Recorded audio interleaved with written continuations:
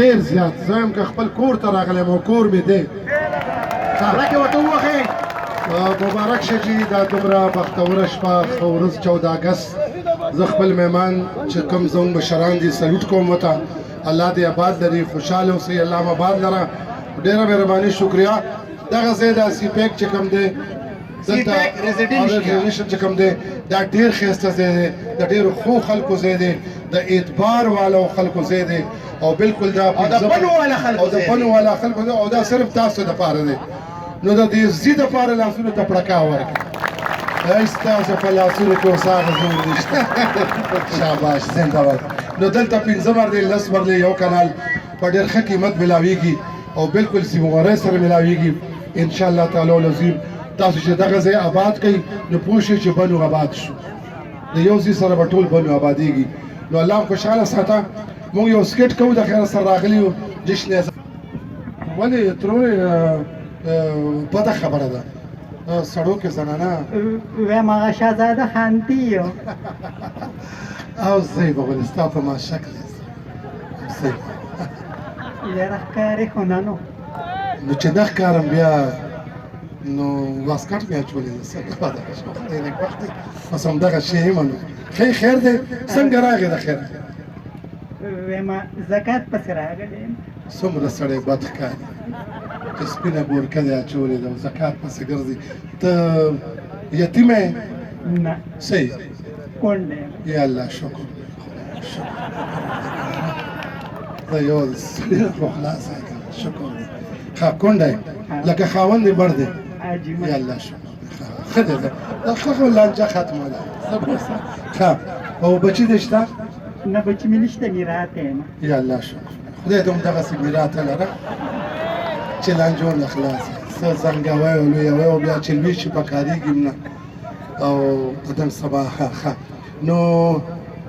معاف که تروغلې بده خبره ده معاف که ویم دې بنګلې ته دې وګوره د سپینو جامو ته دې واسکټ ته دې وګوره ته ماله زکات نشي راکولی ولې د سپینې بورکې ته دې وګورم او د خواست ته دې ورته بده نه ښکاري خو نه رښتیا ګناه ده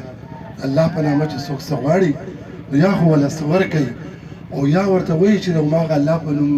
ما معاف کړه زه توکل دی مړه الله دې پکې خیر واچوي دا نه چې د الله په نوم څومره انسان کوشش کوي الله به ورله ډېرې ورکوي چې لږې دې ورکړه خان یو تپوس درنه کوم شل خو که چې پیسې نالې واده دې کړی دی واده او الحمدلله ښه کور مې آباد دی وایي ما دې که نه دي کړی نو زما هم داسې وای خدای دې په دا سپینه بورکه زما خیاله جوړ دا دوه ساتل کپ دی یا درې دا خبرې چاته مه کومه چې خیر غواړم خیر والا او ځه که داسې نه ده خدا والا زه خیر دې خانه ښه چې خیر دی ځه نه پیسې نه یادوم ویم که چې د دویم واده ته بیا نیت ونو زه الله دې پکې خیر واچوي که لکه نیت مې ونو انشاءالله تا ته به نه ویم وایي ولې نو ما به هم ځان سره خیر مار کړي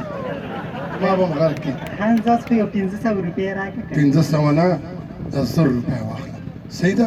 دا قبول کړه د الله په لار کې ښه خو دوکه ونه کړي چې باقي ته د دې مستحق یې نو بیا ټیک که دوکه دې کړي نو ګوره هغه جهان شته دا دنیا کې هم شرمېږي او هلته ځه ترورې په مخه دې ښه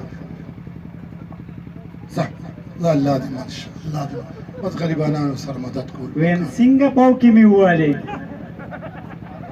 وای دا ته ودرګه خدای خانه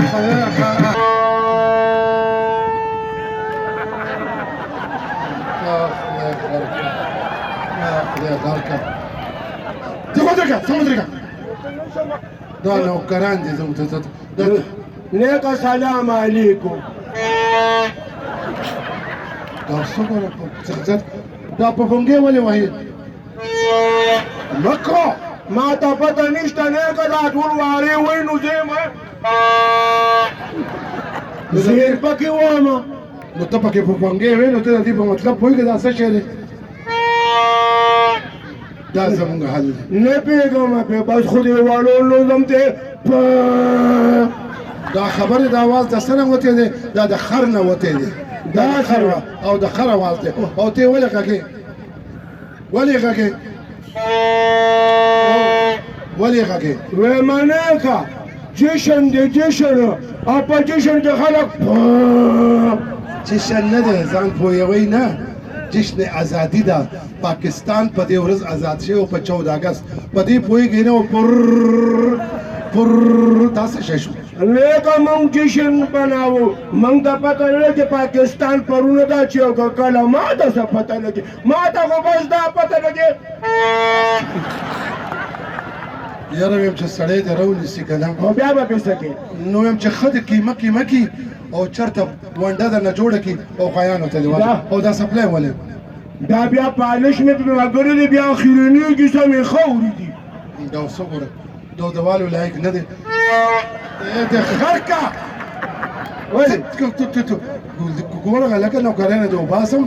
په دې نه په ډز غپې نه چې ازادي وایسته جشن وایسته پاکستان وایسته پاکستان څنګه آزاد شوی دی